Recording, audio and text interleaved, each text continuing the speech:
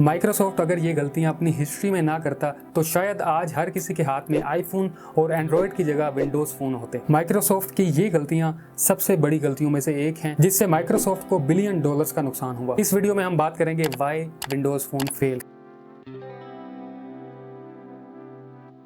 Steve job ने 2007 में अपना पहला एप्पल मोबाइल फोन लॉन्च किया तो उससे मोबाइल मार्केट टोटली क्रेजी हो गई, क्योंकि उस वक्त तमाम मोबाइल स्क्रीन्स बहुत छोटी होती थी और आधी जगह कीबोर्ड ने ले ली होती थी और उन मोबाइल का स्क्रीन रिजल्ट एप्पल के हाई रेजोल्यूशन के मुकाबले बहुत ज्यादा डिम था। जो स्टीव जॉब ने अपने मोबाइल में दिखाया था वो दुनिया के लिए बिल्कुल नया एक्सपीरियंस था और इससे मोबाइल मार्केट के बड़े बड़े प्रोजेक्ट तबाह हो गए थे। जैसे गूगल 2 साल से अपने क्वालिटी कीबोर्ड प्रोजेक्ट के ऊपर काम कर रहा था, वो उसे बंद करना पड़ा और उसे नया प्रोजेक्ट टच स्क्रीन के ऊपर काम करना पड़ा। गूगल का पहला एंड्रॉयड मोबाइल 2008 में HTC ड्रीम में लॉन्च हुआ। एक तरफ एप्पल था जिसकी अपनी मैन्युफैक्चरिंग थी और अपना ही सॉफ्टवेयर था, लेकिन इसका फोन प्रीमियम था क्योंकि एप्पल की प्राइस $600 रखी गई थी। और दूसरी तरफ गूगल, जिसने दूसरी कंपनीज के साथ पार्टनरशिप करना शुरू कर दी,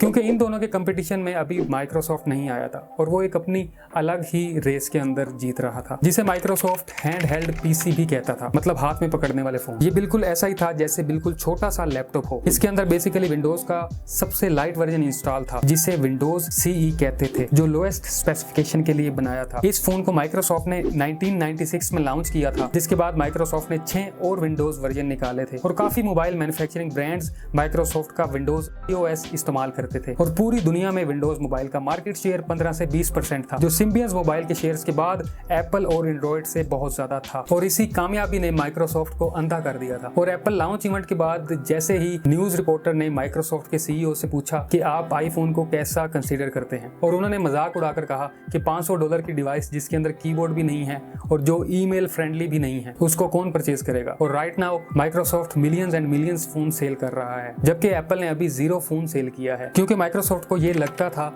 कि वो बिजनेस में 15 साल से हैं और उनका एप्पल कुछ नहीं बिगाड़ सकता। लेकिन एक साल में एप्पल मोबाइल की मार्केट 0 से 10% मार्केट शेयर पर आ गई और माइक्रोसॉफ्ट की सेल नीचे गिर गई, जिससे माइक्रोसॉफ्ट ने फौरन अपनी स्ट्रेटेजी तब्दील की और टच स्क्रीन मोबाइल बनाने पर काम किया। और 2010 में माइक्रोसॉफ्ट ने अपना पहला मोबाइल फोन लॉन्च किया, जो 100% आईफोन की मार्केट को क्रैश करने के लिए बनाया गया था। इसमें कोई शक नहीं कि मोबाइल फोन का सॉफ्टवेयर एप्पल और विंडोज की निस्बत बहुत मुख्तलिफ था और मोबाइल का डिजाइन काफी सॉलिड था, जिस पर टाइल्स में लाइव इंफॉर्मेशन आती थी। लेकिन विंडोज सॉफ्टवेयर की रिक्वायरमेंट बहुत सख्त थी और अगर दूसरी मैन्युफैक्चरिंग कंपनीज मोबाइल में विंडोज सॉफ्टवेयर चलाना चाहती हैं तो मोबाइल की स्पेसिफिकेशन माइक्रोसॉफ्ट के बताए हुए स्टैंडर्ड्स के मुताबिक होनी चाहिए, जिससे ये तो साफ नजर आता था कि माइक्रोसॉफ्ट अपने iOS को लेकर कितना ज्यादा सीरियस था। लेकिन इन हार्डवेयर रिक्वायरमेंट्स की वजह से कई कंपनीज ने माइक्रोसॉफ्ट के साथ काम नहीं किया और इस तरह माइक्रोसॉफ्ट के दिन खराब गुजरने लगे।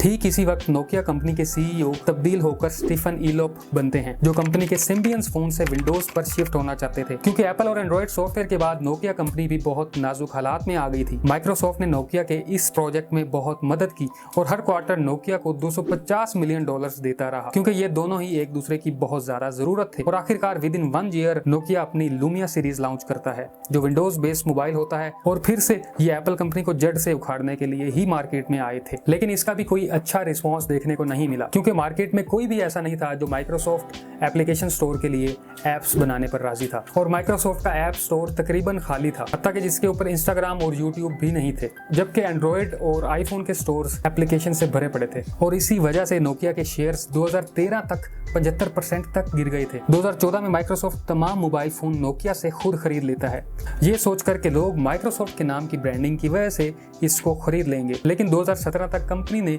अपने 8000 एम्प्लॉयज को निकाल दिया था और विंडोज प्रोजेक्ट हमेशा के लिए बंद कर दिया था, जो माइक्रोसॉफ्ट की सबसे बड़ी शिकस्त थी, क्योंकि माइक्रोसॉफ्ट के ये वाले मोबाइल जो उसने नोकिया से लिए थे वो डायरेक्ट नोकिया के ही मोबाइल से कम्पीट कर रहे थे, क्योंकि नोकिया के मार्केट में उस टाइम दूसरे मोबाइल थे। मतलब कि एक कंपनी ने दोनों मोबाइल बनाया है और मार्केट में दोनों ही आपस में कम्पीट कर रहे हैं। ये एक बड़ी अजीब सी बात थी। लेकिन माइक्रोसॉफ्ट आज एप्पल और गूगल दोनों से बड़ा हो सकता था अगर ये अपनी मिनिमम रिक्वायरमेंट की रिस्ट्रिक्शंस कंपनीज के ऊपर ना लगाता। अगर आपने मेरी ये वीडियो यहाँ तक देख लिया तो उसका बहुत बहुत शुक्रिया, और मेरी ये वीडियो अगर आपने अभी तक नहीं देखी तो काइंडली इसे अभी देखें। नेक्स्ट वीडियो में मुलाकात होगी। अल्लाह हाफ़िज़।